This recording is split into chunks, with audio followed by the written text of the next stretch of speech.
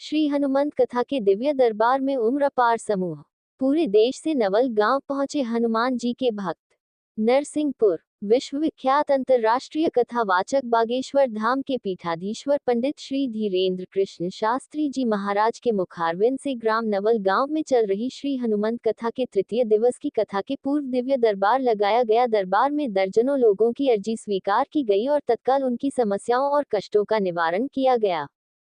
दिव्या दरबार में अपनी अर्जी लगाने और पूर्व में जिन लोगों ने अर्जी लगाई वह सभी लाखों की संख्या में नवल गांव पहुंचे। प्रशासन द्वारा जारी आंकड़े के अनुसार 3.5 लाख मोबाइल कथा स्थल पर बतलाए जा रहे हैं। कथा में पहुंचने वालों की संख्या का अनुमान लगभग 5 लाख लगाया जा रहा है। कथा व्यास श्री धीरेन्द्र शास्त्री के विषय में जो लोगों की आस्था और विश्वास का मुख्य कारण उनके द्वारा प्रवाहित की जा रही कथा और उनके व्यवहार तथा उनके चमत्कार का एक कारण है कि लोग दीवानों की तरह ना दिन देख रहे, ना रात की परवाह कर रहे, ना भूख की चिंता, ना प्यास सता रही, बस 24 घंटे महाराज जी के आने की प्रतीक्षा और उनके द्वारा प्रवाहित कथा का रसपान का आनंद ले रहे धर्म प्रेमी अपने आप को धन्य समझ रहे हैं। लाखों की संख्या में उमड़ पड़ा जन सैलाब। नवल गांव में चल रही श्री हनुमंत कथा के आयोजन अजय लोधी, सागर लोधी, शरद लोधी, पिंकू दुबे तथा परिवार के सभी सदस्य स्वयं अचंभित हैं कि यह ईश्वर की हमारे गांव, हमारे क्षेत्र एवं जिले पर हनुमान जी की विशेष कृपा है जितनी हमारे द्वारा कल्पना नहीं की गई थी। कल्पना से अधिक जन सैलाब कथा श्रवण करने पूरे देश से नरसिंहपुर पहुंचे हैं। हमने भी सोचा था कि आवश्यकता है और हम जुटा गए हैं, लेकिन ऐसी गर्मी में जब हमसे निकलना मुश्किल हो रहा है तो न जाने श्रद्धालु पहुंचेंगे या नहीं, लेकिन बागेश्वर धाम की महिमा महाराज जी की विशेष कृपा से चलते ऐतिहासिक भक्तों का इकट्ठा करें तथा लाखों की संख्या में जन सैलाब उमड़ पड़ा। जो व्यवस्थाएं हम बहुत अधिक मान रहे थे, जनता जनार्दन की साबित कर दिया है। ये गुरुदेव साधु जी महाराज बागेश्वर धाम की महिमा का जो हम सभी नरसिंहपुर वालों एक बात और गांठ बांध लो। पूछो क्या? पूछो भैया, जीवन जीना सीखना है तो हनुमान जी के चरण पकड़ लो।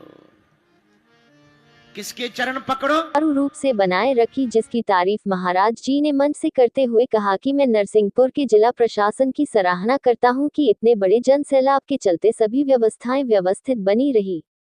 दिव्य दरबार में अर्जी के साथ प्रेत बाधा को भी किया ठीक।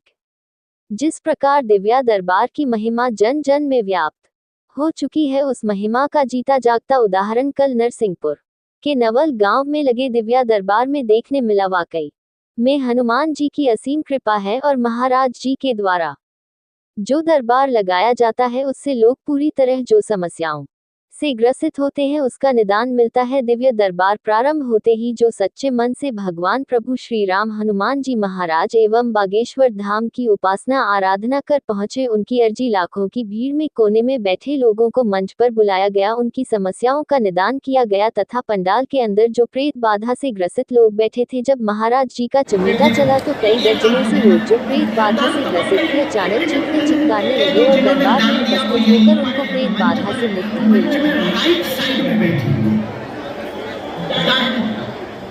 संचालक बोला, नाम बोलवाओ, हम तुम्हें खड़ा करेंगे। बोले नहीं, गुप्तदान में नाम नहीं बोलते, चुप, नाम नहीं बोलते, नाम गुप्तदान।